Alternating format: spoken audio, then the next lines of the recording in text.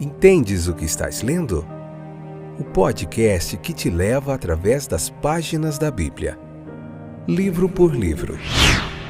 Capítulo por capítulo. Uma exposição bíblica emocionante. Aperte os cintos e embarque comigo nesta viagem.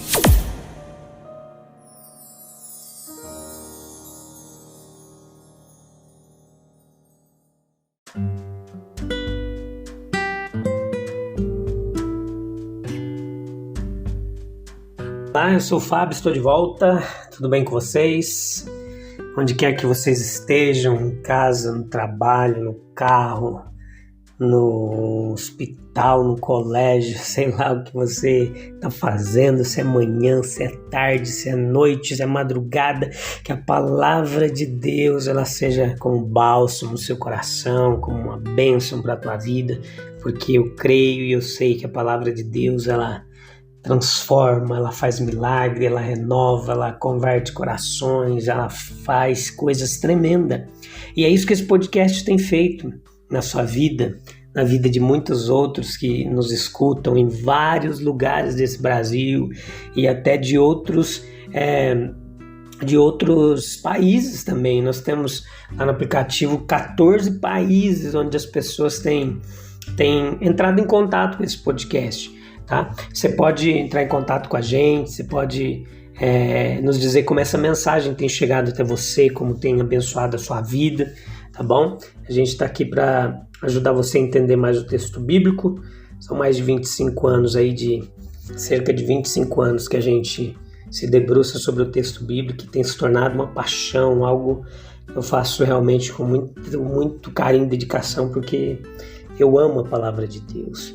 Vamos ver onde que a gente está hoje. Hoje a gente vai ver Levítico capítulo 16, a terceira parte. Esse episódio vai até a quarta parte, até o quarto episódio. Esse seria o episódio 407, quinta temporada, quinto livro da Bíblia. Nós já fizemos Gênesis, Êxodo, Levítico, Gênesis, Êxodo, estamos fazendo Levítico, fizemos Evangelho de João e Evangelho de Lucas. E você encontra todos esses episódios aí, tá? E é um trabalho...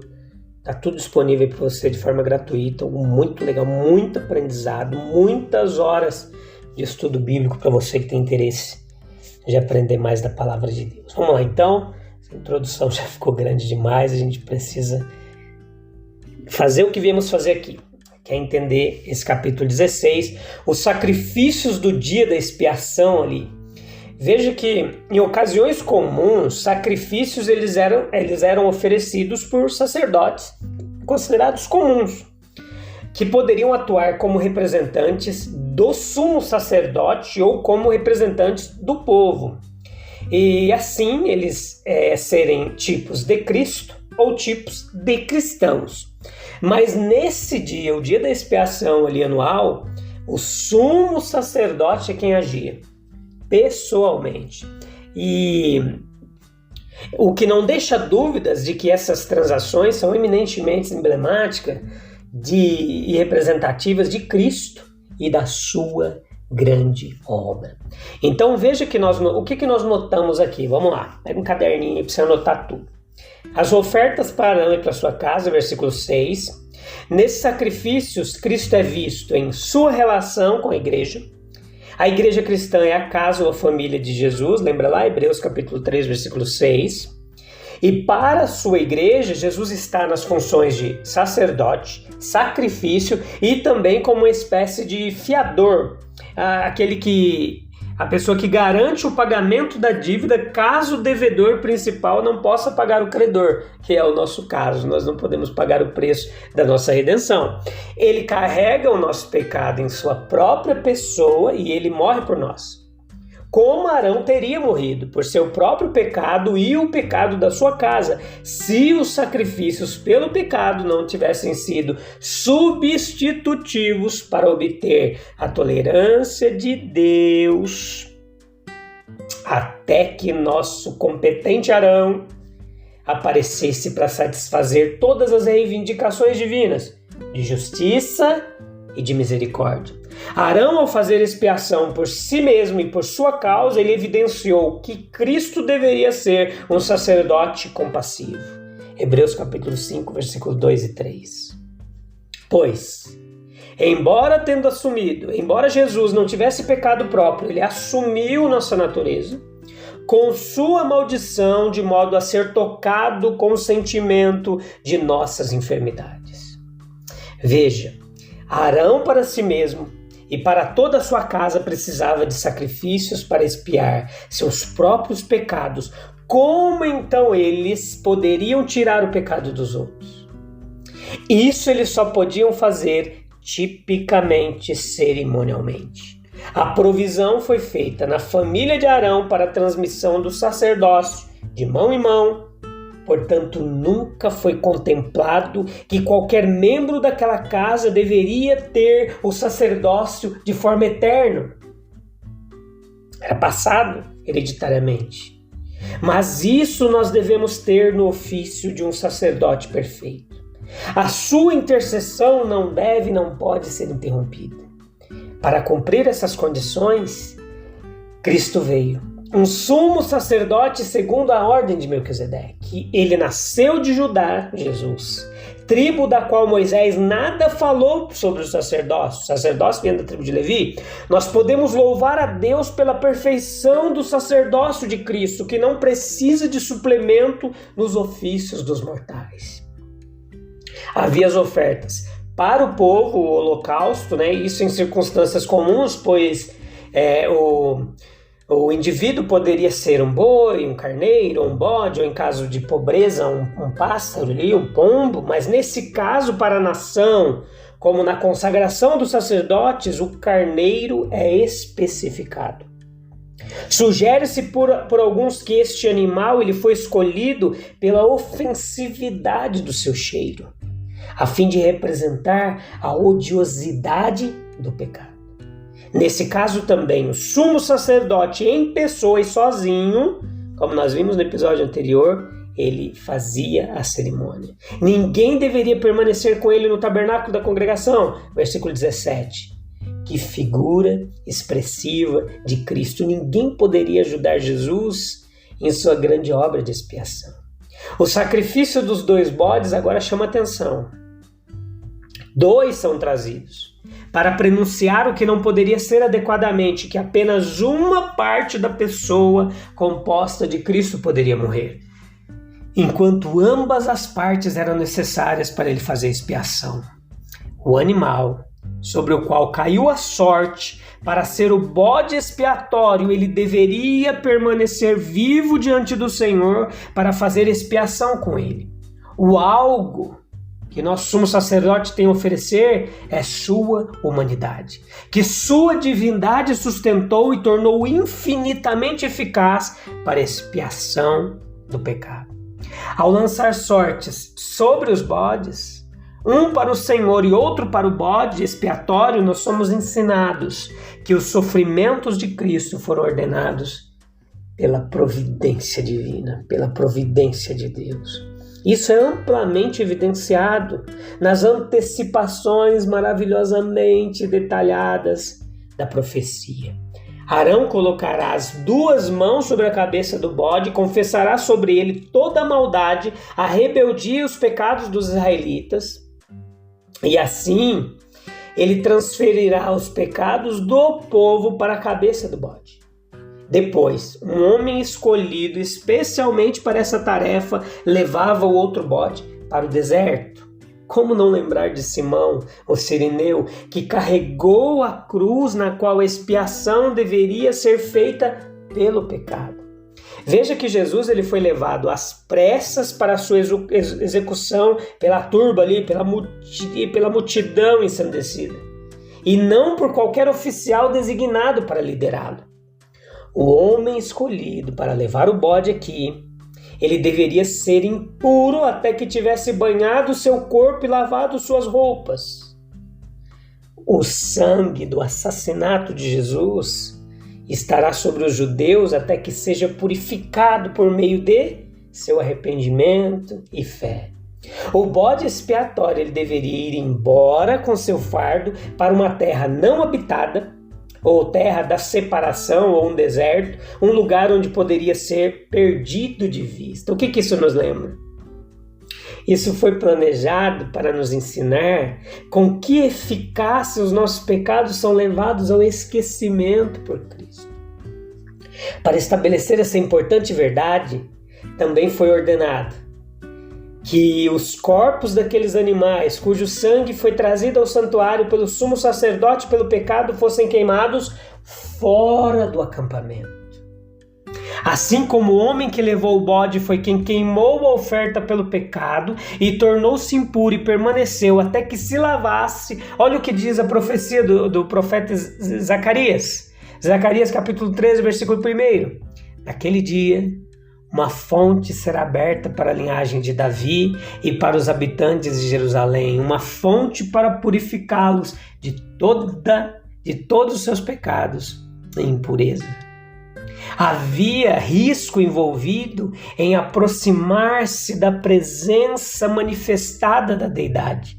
Deus não desejou que o julgamento sobre Nadab e Abiú fosse repetido. Em vez disso, ele seria santificado por uma abordagem reverente em épocas designadas e de maneiras designadas.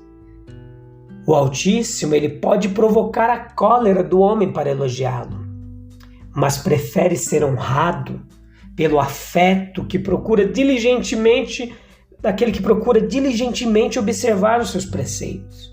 Daí as instruções emitidas a respeito do grande dia da expiação, no qual o sumo sacerdote ele devia entrar em contato mais íntimo com Jeová. Uma harmonia ela é observável em todas as leis de Deus. Embora essa oferta pelo pecado ela tivesse seus ritos especiais, em outros aspectos ela deveria ser tratada de acordo com as regras gerais. Uma porção consumida no altar e a carcaça queimada fora do acampamento. Uma semelhança é rastreável nas relações de Deus, sejam comuns ou extraordinárias. Novamente observamos como a purificação precede a consagração. A oferta queimada seguia a oferta pelo pecado.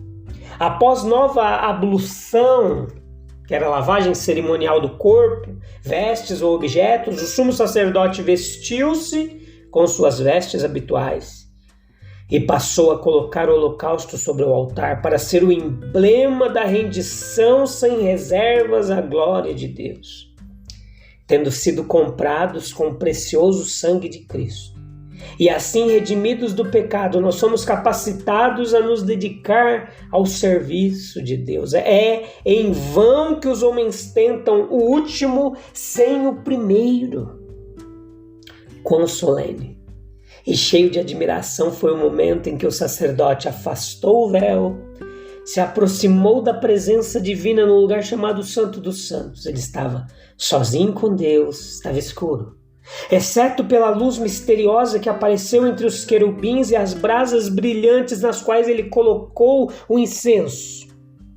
O homem não pode contemplar com muita clareza, até mesmo a nuvem que era invólucro de Jeová. A nuvem de incenso deve lançar uma cobertura adicional sobre o propiciatório.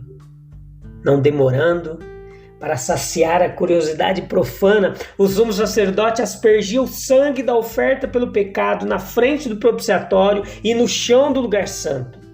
Que visão assim foi obtida da majestade de Deus! Que pensamentos dele, condescendente, em permitir que uma criatura pecadora tivesse tal acesso à presença dele. O privilégio do sumo sacerdote não era nada comparado ao que desfrutamos.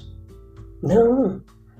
Que ousadia nós podemos ter e usar ao entrar no santuário agora pelo sangue de Jesus. Que remissão de pecados, que liberdade de culpa, que liberdade e alegria são nossas. Nosso sumo sacerdote ordenou como nosso precursor esse privilégio para nós. Como Arão saiu do santuário para os israelitas, assim Cristo aparecerá sem pecado para aqueles que esperam por ele para a salvação. Ele nos receberá para si mesmo. A característica mais marcante, meus queridos, de todo o serviço no grande dia da expiação foi a ação do sumo sacerdote em relação aos 2 bodes trazidos à porta do tabernáculo. Olha lá o versículo 7. Eles apontam claramente para aquele Cordeiro de Deus que veio para tirar o pecado do mundo. Em João capítulo 29, o bode inocente, ele derramaria seu sangue, derramaria sua vida para que as almas humanas culpadas não morressem, mas vivessem. Foi uma nomeação divina e mostra claramente que o elemento propiciatório foi permitido pelo Santo de Israel. O princípio vicário tem um grande lugar no reino de Deus na terra. Involuntariamente e também voluntariamente nós sofremos pelos outros e os outros por nós. O homem carrega as consequências penais do pecado de seu irmão. Ele o faz quando não pode evitar, ele o faz com frequência com seu próprio consentimento. De fato, saindo de seu caminho de propósito para suportá-lo. Sim, isso acontece. Mas veja que o sofrimento vicário percorre toda a humanidade, mas há apenas um que poderia levar sobre si a penalidade do pecado do mundo. Há apenas um que poderia estar em nosso lugar. Quando os filhos de Israel viram o bode vivo, sobre cuja cabeça seus pecados haviam sido confessados, sendo levado para o deserto onde nunca mais seria visto. Versículo 22. Eles tiveram uma certeza muito vívida, através de seus sentidos, que suas transgressões foram perdoadas e seus pecados cobertos. Nós temos essa garantia agora. Nós podemos ter a máxima confiança de que nossos pecados são perdoados por amor de seu nome e que não há condenação para nós que estamos em Cristo Jesus, para nós que temos a redenção pelo seu sangue, o perdão dos pecados. Essa é a lição de Levítico. Confiando no Cordeiro de Deus morto, nós podemos ver pelos olhos da fé toda a nossa culpa, toda a nossa condenação, levados para a terra do esquecimento, onde Deus nunca mais se lembrará disso. Essa é a promessa bíblica, e onde nós se debruçamos e acreditamos.